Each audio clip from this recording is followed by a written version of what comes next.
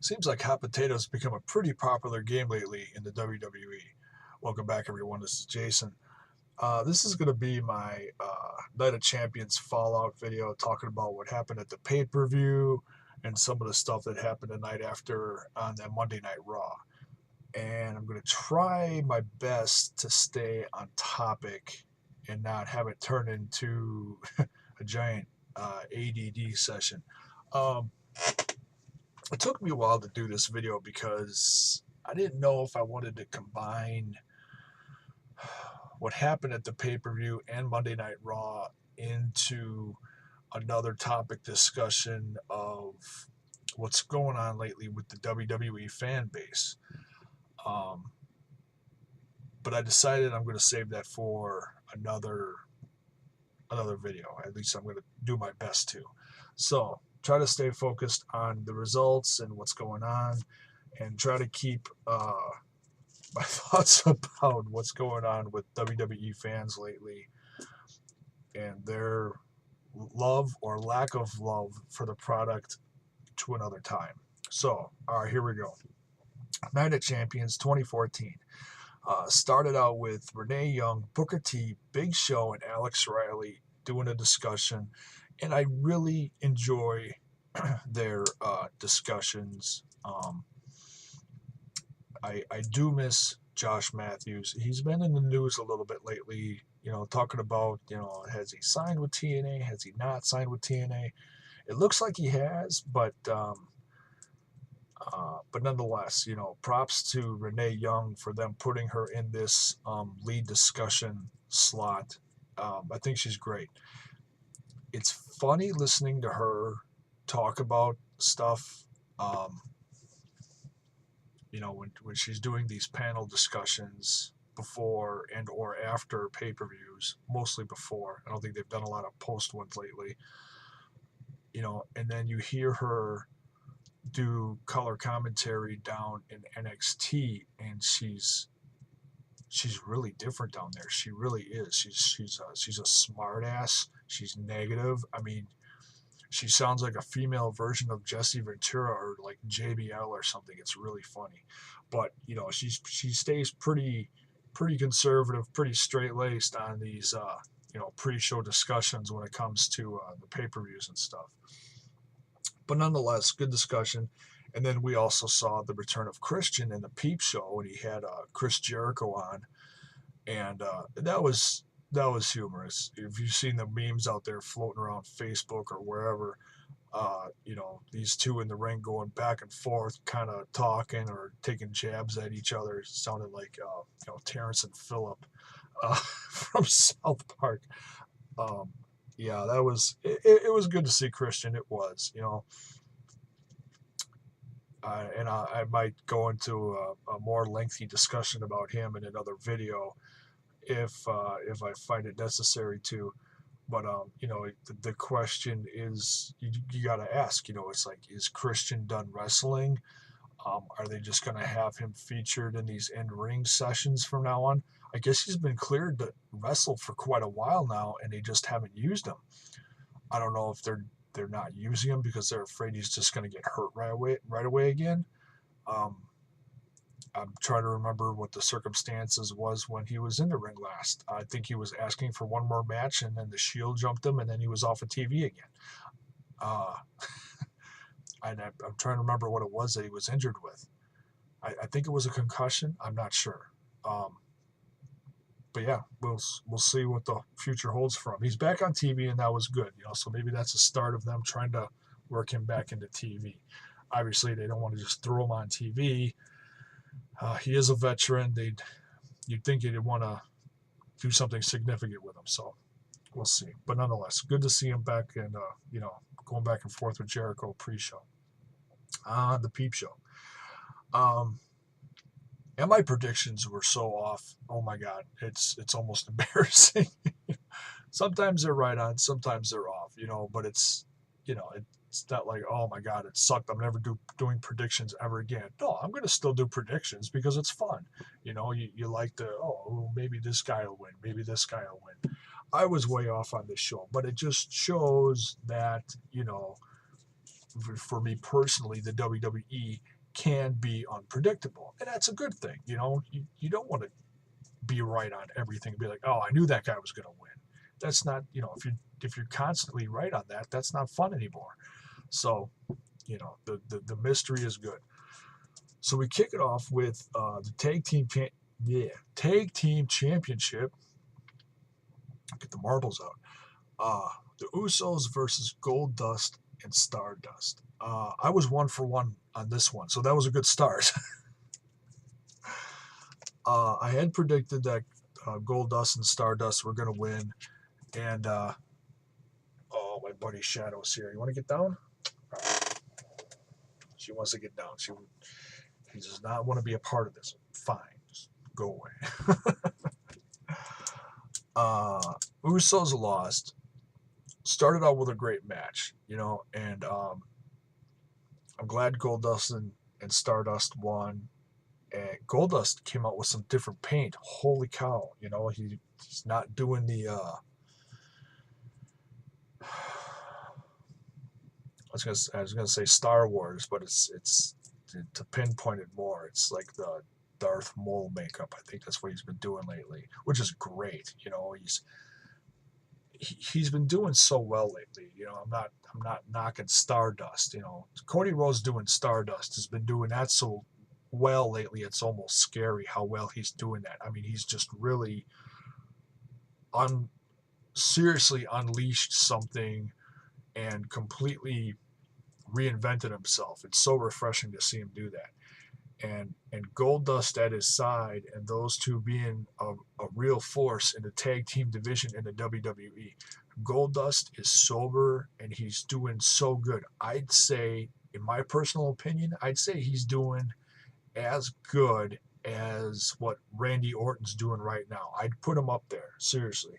Not that he wasn't good before, but you can tell you can just tell, him being sober again, you can tell how focused he is, how on he is in the ring. I mean, he's doing great. It's so awesome to see. If you follow him on Facebook, he talks about his sobriety a lot, and I'm so happy for him. It's just great to see. So yeah, we got new tag team champions, and from there it was all downhill for me.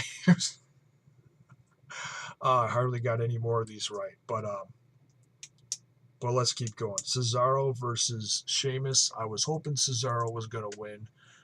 Sheamus held on to it, but the match itself was absolutely awesome. It started seeing Sheamus doing some real grappling skills, and then it just turned into an all-out brawl, which is fine. They both have that capability of doing that. But yeah, Sheamus held on to it. Great match. We'll see if it continues. I don't think. I'm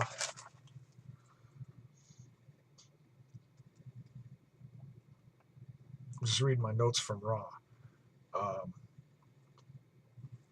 We saw it. We saw more of it on Raw. It was the Goldust and Stardust with the Cesaro against Sheamus and the Usos. And the Usos and Sheamus won, which makes you wonder, is the rivalry going to keep going? Does that mean that both are going to be going into the Hell in a Cell, continuing the feud? Seeing as they won, you'd almost have to think they are. But we'll have to see what goes on. There's about another month till the next pay-per-view, so we'll see what happens. Next, we got the Intercontinental Championship between Ziggler, who was champ, and The Miz. And this is when I'm talking about hot potato. Dolph Ziggler won, and I was wrong on this one too.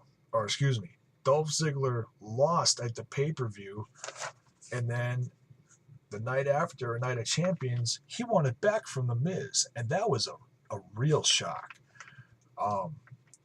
That really surprised me. Usually when you see, same with the Sheamus, Cesaro, and along with the triple threat tag team match, you assume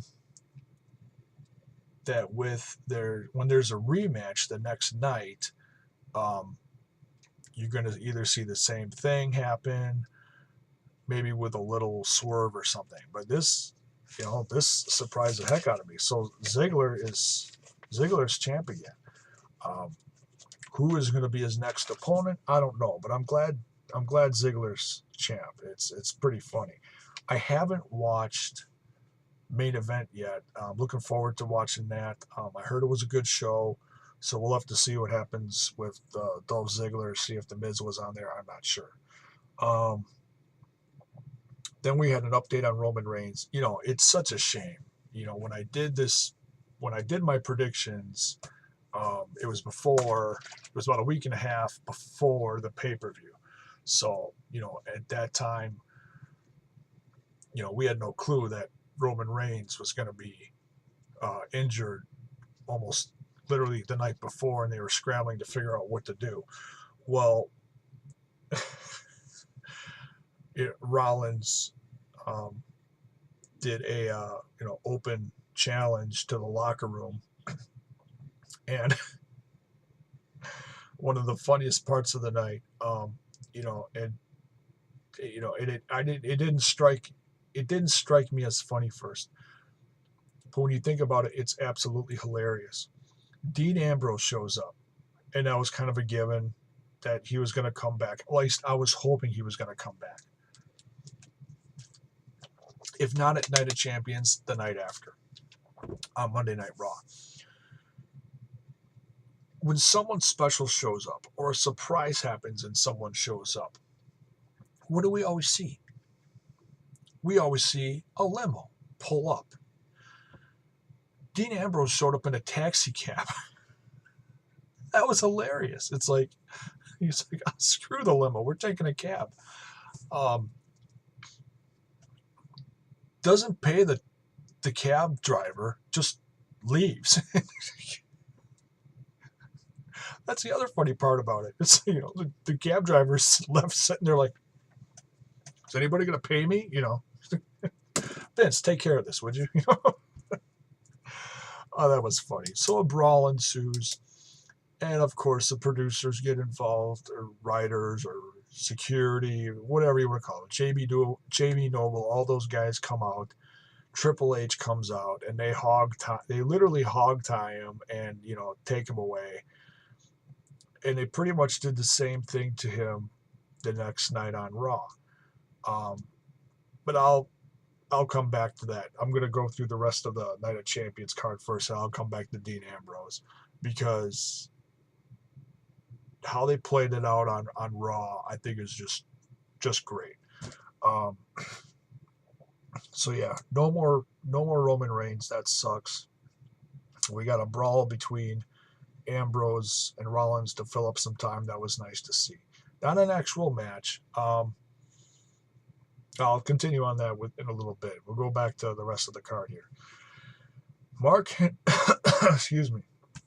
Mark Henry versus Rusev. I wanted Mark Henry to win. I think I predicted that Rusev was going to win, though, and that was the second one I was right on. So at that point in the pay-per-view, I was 2 for 4. Not doing so hot.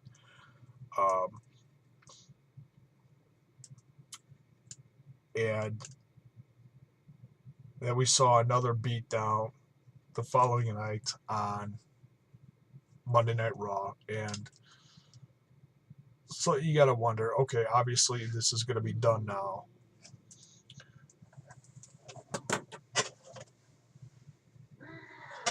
Shh.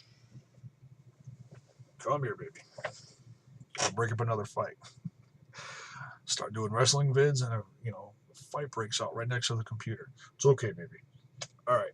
So where was I? Yes, Mark Henry. It was a decent match. Obviously they're really pushing the hell out of Rusev right now. Who's going to be facing him next? I don't know. I'd like to assume maybe Big Show is. I don't know. Just because he's in a tag team with Mark Henry, so we'll have to see what happens.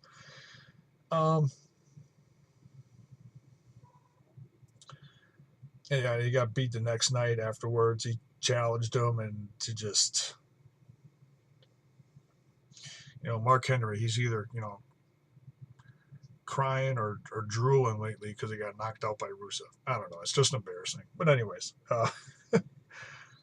he tried. Chris Jericho versus Randy Orton. This was a short but sweet rivalry between the two. Um, Chris Jericho is now done again. Going up there? Okay, go lay down. Chris Jericho's now done again with the WWE for a while. So this was a nice send off between two WWE veterans in the ring. Good match.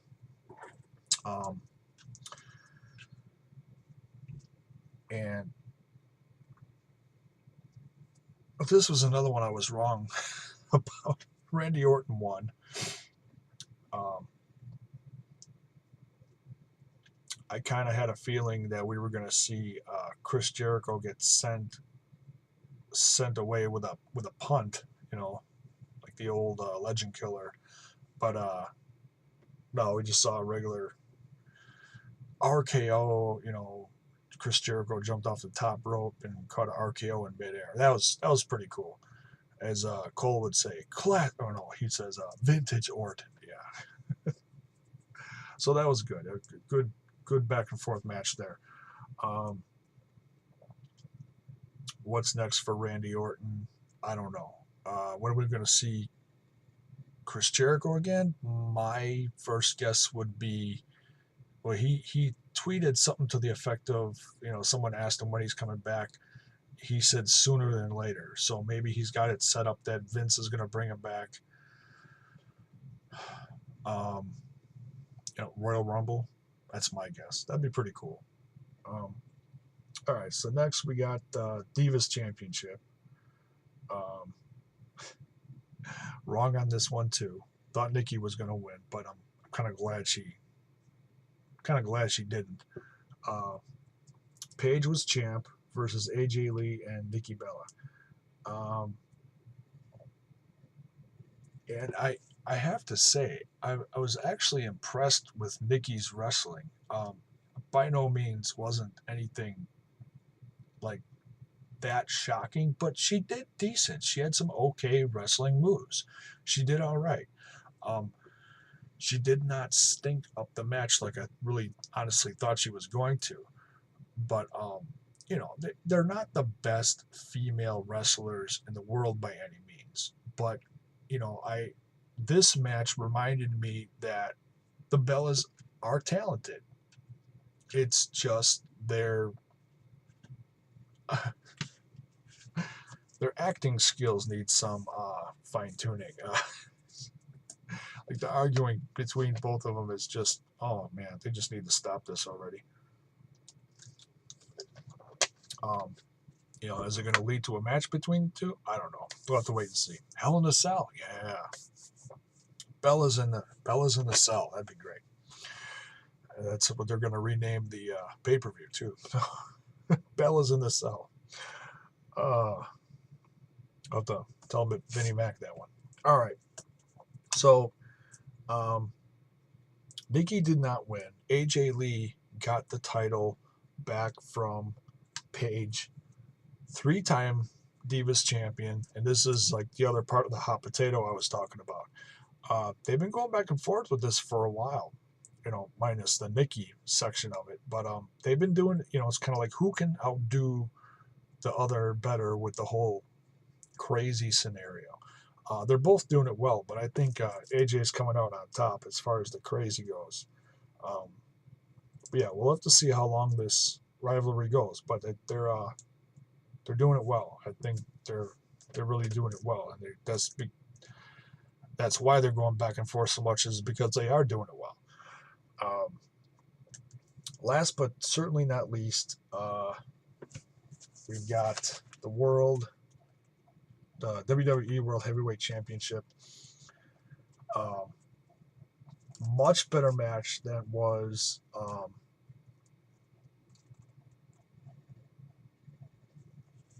at SummerSlam. We actually saw some offense from Cena. in this one. Brock is still champ because Rollins came in with the briefcase and clobbered Cena. So, it ends in DQ. And Brock rides off into the sunset laughing. Um, we almost saw a new champ though in Rollins when he actually curb stomped Lesnar. It wasn't, and he wasn't stopped because of Ambrose, which you'd assume because he stopped him a few times already. It was actually Cena coming back in the ring and stopping Rollins. So, yeah, I was hoping Rollins would have a successful cash in, but the bell never rung, so it wasn't an unsuccessful cash in, if you know what I mean. Like Cena did.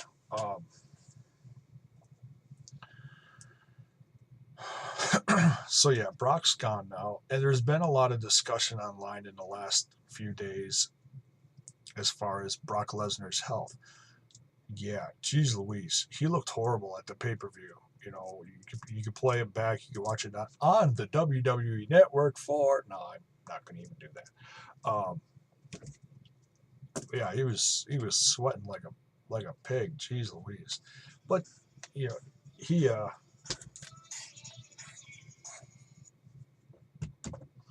don't want to talk to that guy. He's been sweating like a pig forever, honestly. I put a comment on someone's discussion about this yesterday, saying, I've got an old WWE magazine picture of Lesnar working out back when he was in the WWE back in 2002 or whenever it was, the early 2000s with his first run. He's working out. He's working out so much he looks like he pissed himself totally. So yeah, he's always sweated a lot. But he looked fine at Mania, but lately he looks, I don't know, just beat red in the face, almost purple, sweating. There's some concern that it might be his heart or something is giving him troubles. I don't know. I think he's fine. If there was some major issue, I think the WWE would address it immediately and strip him of the title. Give it back to vacant.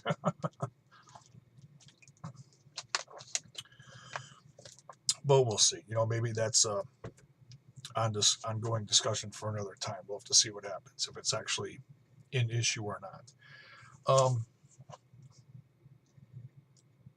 So yeah, Rollins, unsuccessful cash in, thanks to John Cena. And that ends the pay-per-view. Cena sitting in the ring, all sad and depressed. Brock leaves as champ. Heyman's smiling. On to Monday Night Raw. Now, I'm not going to go through everything on Monday Night Raw, but like I said, Ziggler became champ again. That was a great highlight of Raw. Ambrose came back and kicked off Raw with Cena. Let me tell you, that segment, that opening segment, made me so happy because if you watch my videos, I'm a big Dean Ambrose fan. The fact that Dean is now looking like he's got that number 2 babyface slot with John Cena, but he's not the typical hero. I mean, if anything, he's really the anti-hero. But it was so cool to see. I'm so happy for him. He's really taken that top spot. He's taking this. He's really running away with it. Is what he's doing. The whole night, you could tell he's so hungry for that. And he does it so well. Just great to see. Um, and the go back and forth, the conversation between Dean and Cena was priceless. You know, Cena's like, "Oh, I want that spot," or they're talking about they both want to get at Rollins, and you know, who's gonna get the revenge first. You know, because obviously, you know, they both want a piece of him.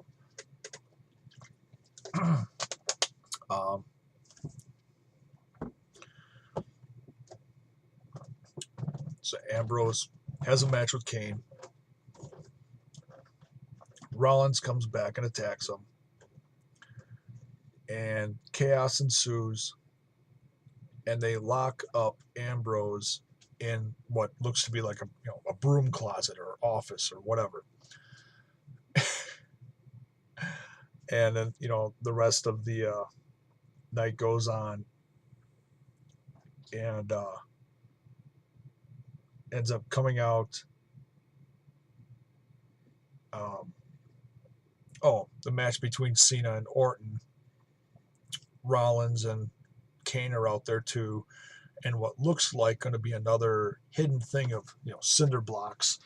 You know, they uncover it at the end. More chaos, and they uncover Dean Ambrose, and it's like, oh, how did he get out of the office? Like Triple H said in his interview this week, hey, he's got some Houdini in him. The whole night, you know, and what they did with Dean Ambrose really came off well. You know, so there was no follow-up from Heyman regarding the championship. It was all on Rollins. So we're going to have to see where this all goes. And, you know, I could totally continue this into another discussion topic of, hey, I thought it was a great show. Why didn't fans love it? But I'm gonna cut it off here. What did you think of Night of Champions? I thought it was a great show. Like I said, the build up for this pay-per-view, with the exception of a couple of rivalries, was not that great. You know, it seemed like the shows were unorganized and kind of just wherever. But the show itself, I think it came off great. I think the night after Monday Night Raw was good. I'm happy with it. I know a lot of fans are not. To the point that, you know, I've heard some YouTubers that do videos like this on here saying they're not going to review Raw anymore. Well, I don't do normal Raw reviews. I just do like pay-per-view follow-up vids like this. You know, but I'm happy with it.